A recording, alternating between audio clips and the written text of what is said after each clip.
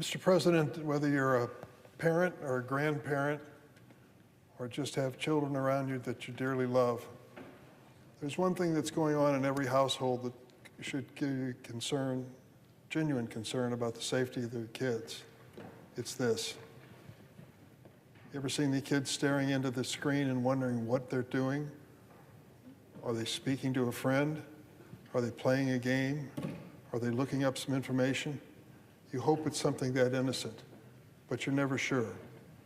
What we found in the Senate Judiciary Committee is that many kids are lured into the programs and messages of these pieces of technology, and their lives are changed for the worse.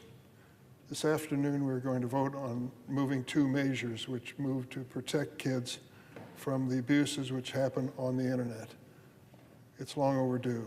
The Senate Judiciary Committee has 5 bills that we reported out with unanimous votes.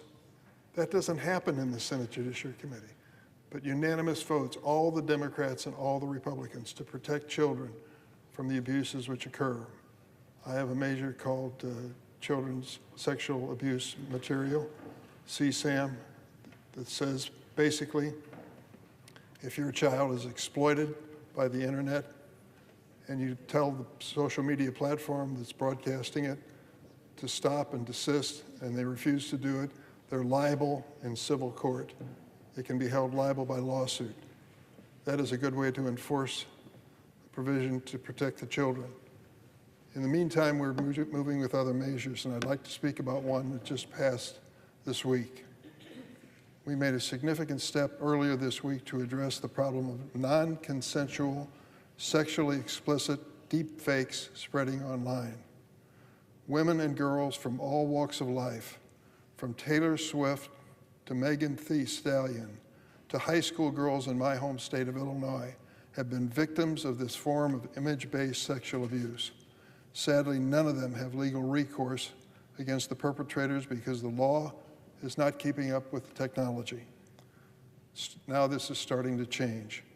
This week, the Senate passed my DEFIANCE Act, a bipartisan legislation that will finally provide a remedy for victims of non-consensual, sexually explicit deep fakes. You've read about them in the newspapers when it comes to the celebrities, which I mentioned earlier. It happens every day across America. This landmark legislation cannot become law soon enough. This form of image-based sexual abuse has skyrocketed in recent years. One researcher found that the number of non-consensual, pornographic, deep-fake videos available online has increased 900% since 2019. Another found that over 24 million people visited a group of just 34 websites dedicated to non-consensual deepfake pornography in September 2023 alone. In total, non-consensual deepfake pornographic videos have been viewed almost 4 billion times. 4 billion.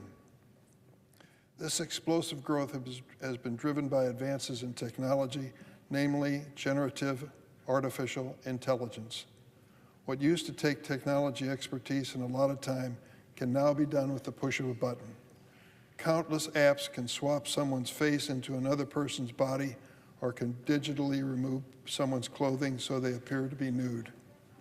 Deepfake apps are often advertised as harmless entertainment, but when explicit images are produced and shared without the consent of the person depicted, the harm is very real. Imagine losing control over your own likeness and identity. How powerless victims feel when they can't remove the illicit content, can't prevent it from being reproduced repeatedly, and cannot prevent new images from being created. My partner on this legislation is Congresswoman Alexandria Ocasio-Cortez, who introduced a companion bill in the House. Like far too many women, she has been the victim of non-consensual, sexually explicit deepfakes. She has described how this image-based sexual abuse has resurfaced trauma and haunts her thoughts even to this day. Once these deepfakes are seen, they cannot be unseen. As she put it, and I quote her, "Deepfakes are a way of digitizing violent humiliation against other people." and the design and function of the internet amplify the scale and spread of this type of exploitation. Survivors of non-consensual, sexually explicit deepfakes are often forced to relive their trauma and face ongoing harm that increases exponentially over time due to the viral flow of information on the internet and the difficulty of removing harmful content. Tragically, our laws have not kept pace with technology, leaving victims with virtually no legal remedy.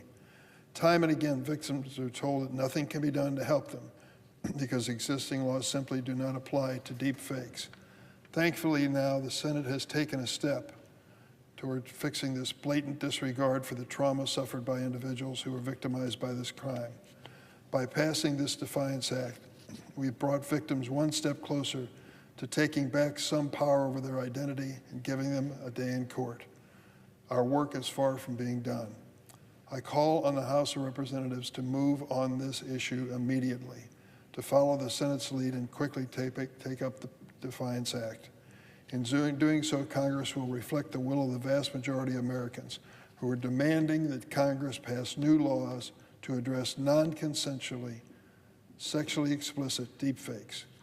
According to a recent survey conducted by the University of Maryland, an overwhelming 85% of Republicans, 87% of Democrats support prohibiting these non-consensual, sexually explicit deepfakes.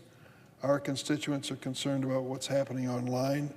Democrats and Republicans alike agree that Congress must establish guardrails to protect society from these changes in technology.